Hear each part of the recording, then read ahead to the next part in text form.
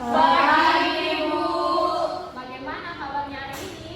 Baik. Baik, sebelum Ibu juga kabarnya baik, sebelum kita masuk dalam materi yang akan kita bahas pada hari ini, yaitu mata pelajaran bahasa Indonesia ya. Satu orang berdoa dulu. Siapa yang mau berdoa? Baik, mari silakan anak. Sebelum kita mulai pelajaran, mari kita menghadap Tuhan dalam doa dan saya akan memandu doa ini. Menurut kepercayaan saya agama Katolik, berdoa mulai dalam nama Bapa, Putra, dan Roh Kudus. Bapa dalam dunia surga, bangkitkan rahmat-Mu. Saat ini Bapa, kami akan memulai pelajaran kami. Mari Engkau menyertai kami dari awal pertengahan hingga pada akhirnya.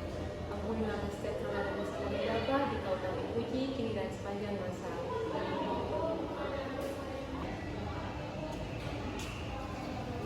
Terima kasih Ana sudah memimpin kita dalam doa. Sama-sama, Ibu. Baik, kita akan masuk dalam materi kita, yaitu tentang teks laporan hasil observasi. Dan siapa yang di sini mengetahui tentang apa itu observasi? Ya, silakan ya. Observasi adalah metode pengumpulan data dengan cara mengamati secara langsung atau tidak langsung terhadap objek atau fenomena di bumi. Baik, metode untuk mengamati secara langsung. Oke, siapa lagi? Ibu. Silakan, Febri. Kegiatan meneliti berdasarkan fakta, Bu. Oke, baik. Kegiatan meneliti berdasarkan fakta. Baik. Oke. Nah, semua yang tadi anak-anak sebut itu sudah betul. Tapi mari kita lihat dengan hasil yang lebih lengkap, lebih terperinci lagi. Semuanya tidak sabar untuk melihat Baik, kita akan mulai. Nah, apa sih pengertian teks laporan hasil observasi? Nah, observasi ini adalah proses untuk mendapatkan sebuah data informasi melalui pengamatan. Oke, pengamatan kita garis bawahi tentang melalui pengamatan. Nah, sekarang kita masuk dalam pengertian secara lengkap. Teks laporan hasil observasi adalah teks yang berfungsi untuk memberikan informasi mengenai suatu objek atau situasi setelah diadakannya investigasi atau penelitian secara sistematis. Apa itu sih sistematis, anak-anak? Oke, terarah, terstruktur. Baik, terima kasih. Nah, kita akan masuk dalam. Nah, semuanya sudah mengerti kan tentang apa itu pengertian teks laporan hasil observasi? Sudah, Ibu. Baik. Oke, kita masuk dalam ciri-ciri teks laporan hasil observasi. Yang pertama, bersifat objektif. Siapa yang bisa baca ciri-ciri yang pertama tuh cari tahu ciri-ciri teks laporan hasil observasi yang bersifat objektif. Siapa? Silakan Ana. Bersifat objektif artinya disajikan sesuai dengan keadaan objek sebenarnya. Misalnya pantai, misalnya ketika kita pergi ke pantai, kita mengamati pantai atau sekitaran pantai, lalu setelahnya kita akan menyajikan tentang pengamatan tersebut dalam bentuk tulisan maupun cerita pengalaman kita kepada teman-teman kita. Baik, terima kasih Ana. Yang kedua adalah berdasarkan fakta. Siapa yang tahu? Siapa yang bisa kasih contoh berdasarkan fakta? Berdasarkan fakta maksudnya misalnya tadi kita pergi ke pantai yang kita menceritakan apa yang kita boleh sesuai fakta yang ada di pantai. Misalnya di pantai itu ada pasir, di pantai ada mangrove dan lain sebagainya. Ya, terima kasih Nur. Tepuk tangan untuk Nur. Nah, ini yang ketiga lagi.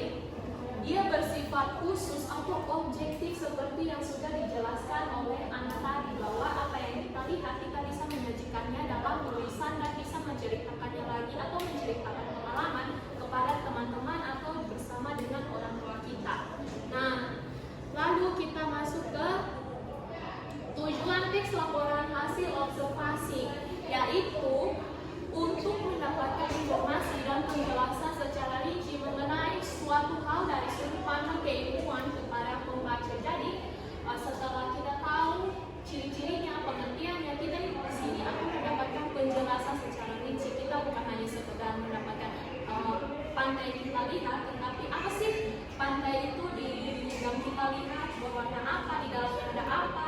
indah atau tidak. Jadi seperti itu. Semuanya mengerti? Mengerti, Mengerti, Bu.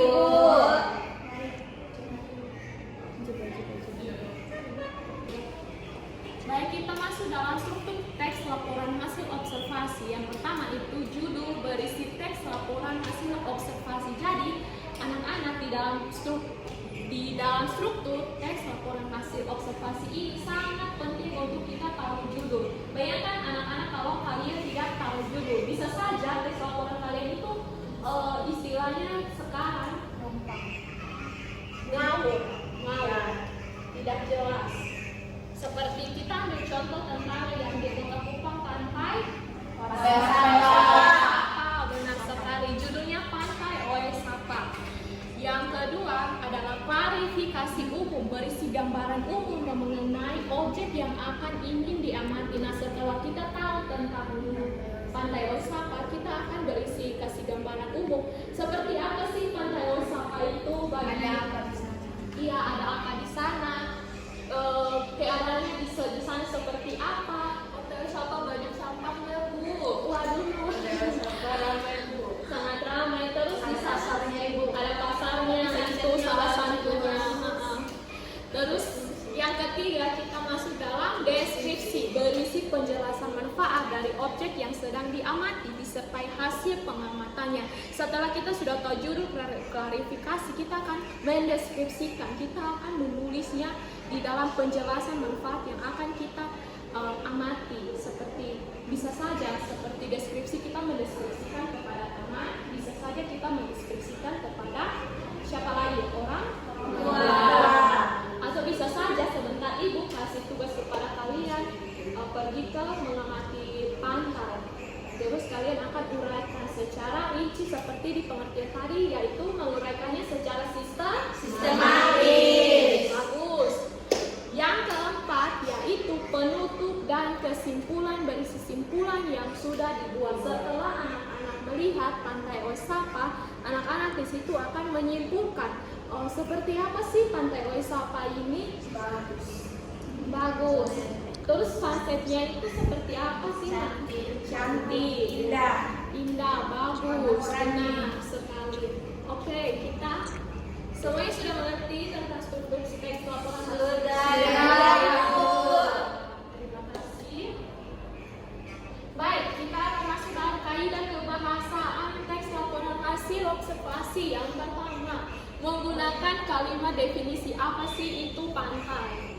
Apa sih itu, apalagi taman, kebun binatang, apa sih? Seperti itu. Terus yang kedua, menggunakan konjungsi atau kata hubung. Jadi setelah anak-anak mendeskripsikan kata tentang laporan hasil observasi ini, anak-anak sangat perlu untuk tahu kata hubung. Contoh kata hubung apa? Dan atau. Oleh karena itu. Bagus. Ya, contoh kalimat definisi ya, yaitu apa sih pantai itu? Adalah merupakan ialah. Oke.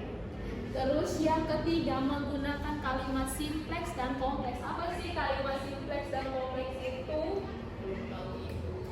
Oke, baik, mungkin ada yang bisa cari apa itu kalimat simpleks dan kompleks. Mungkin Marin bisa mencari.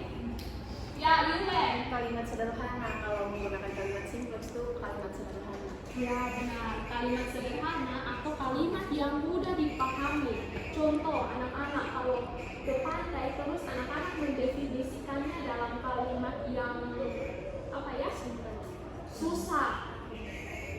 Contohnya kalimat-kalimat yang sangat ilmiah. Contohnya keong, kalau bahasa ilmiah begini. Itu akan susah untuk anak-anak memahami atau susah untuk dimengerti. Yang ketiga, yang keempat, menggunakan sinonim dan antonim. Sinonim apa? Persamaan kata. Antonim. Perbedaan kata. Perbedaan Lawan kata. Lawan kata, Dea. Ya, jadi sinonim itu persamaan kata. Kalau antonim lawan dari kata. Yang keempat, kita harus menggunakan data. Apa yang anak-anak lihat seperti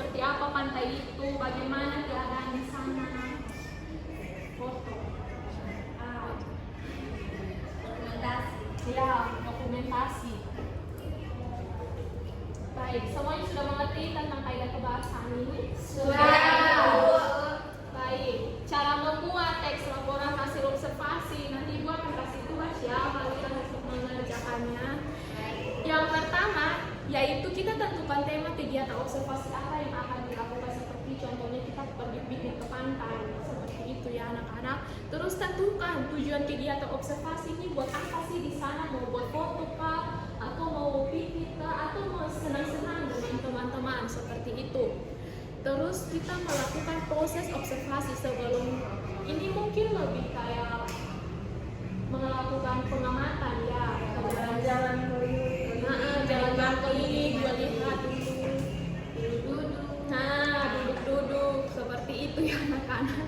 Terus yang keempat, menyusun kriteria aspek apa yang harus dilaporkan, seperti keadaannya di sana seperti apa, bagus atau tidak, cocok tidak untuk kita pergi ke sana. Mengerti, Mari? Paham. Baik. Nah, yang ketiga, kita membatasi aspek apa yang harus dilaporkan. Nah, contohnya, seperti kita sudah ada di pantai, tidak mungkin kan kita menceritakan tentang pantai. Iya. Jadi apa yang anak-anak lihat, oh pantai, berarti saya harus mendefinisikan tentang pantai. Pantai sangat panas.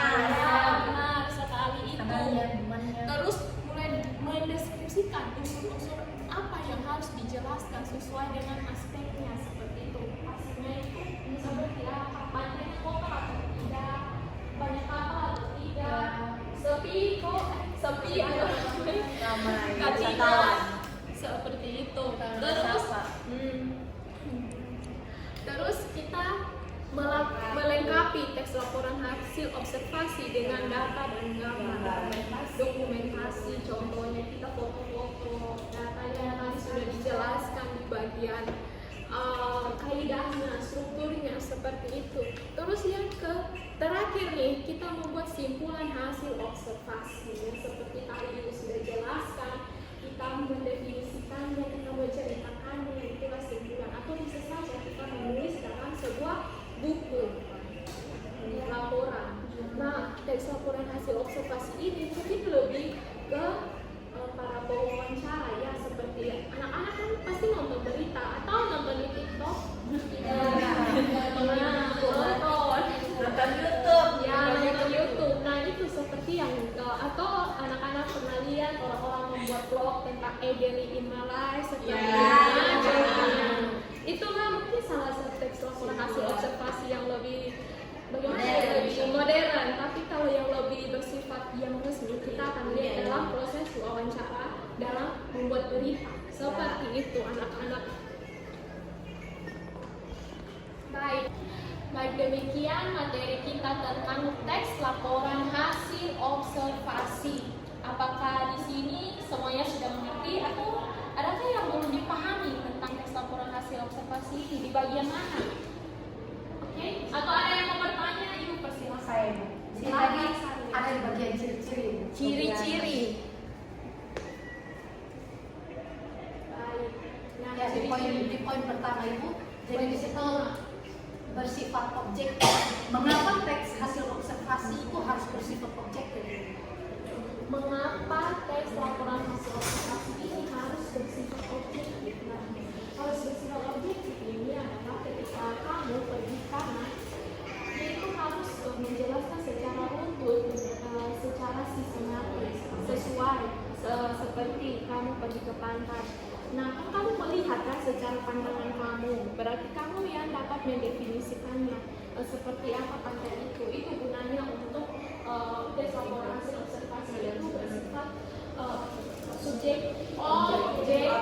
Artinya kamu melihat keadaan yang sebenarnya, bukan yang berpura-pura seperti itu. Sudah mengerti? Ya, siapa lagi yang mau bertanya?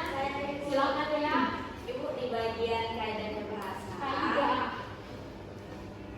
Kaidah, ya baik. Itu ada menggunakan kalimat definisi. Nah, kalimat definisi itu seperti apa, Ibu? Baik, kalimat definisi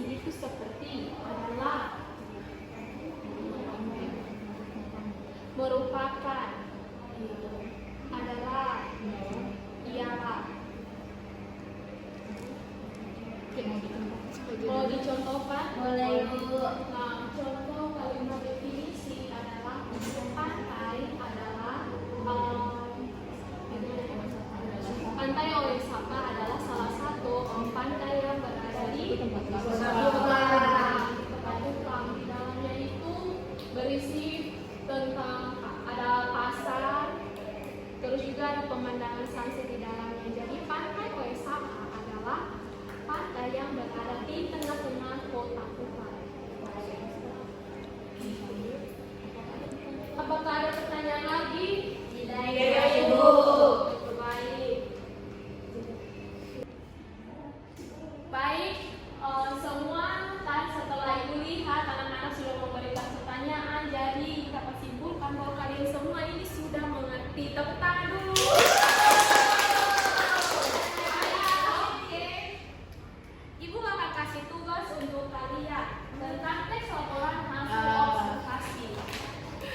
Semuanya senang tidak kalau Ibu kasih tugas? Semuanya siapkan alat tulis. Aduh, ayo. Paling.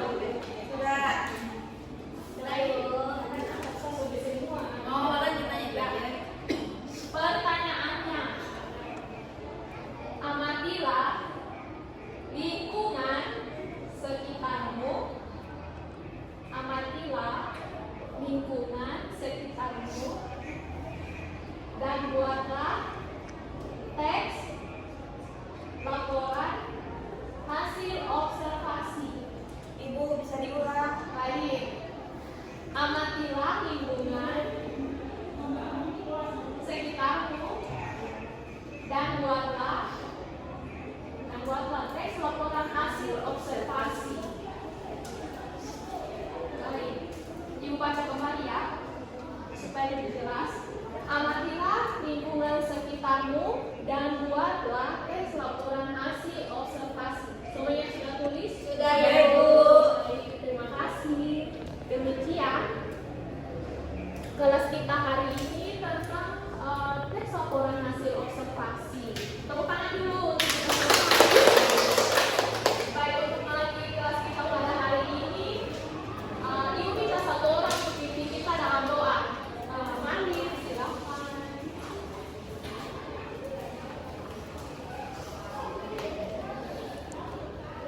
Kita sama-sama berdoa dan bersyukur saya selalu melihat Tuhan saya yang Kristus yang Bapa di surga, Bapa yang maha terima kasih atas penyertaan-Mu. Engkau menjaga kami dari awal kegiatan belajar mengajar kami hingga berakhir di depan. Sebentar kami akan kembali ke rumah kami masing-masing, berkati kami di tengah perjalanan agar tiba di rumah kami masing-masing dengan selamat. Doanya sebaik kami dengan sampai doa kami. Terima kasih Tuhan. Amin. Terima kasih Mari. Demikian materi kita atau kelas kita pada hari ini.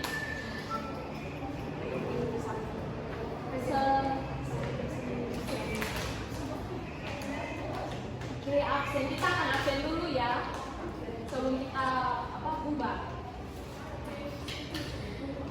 Oke.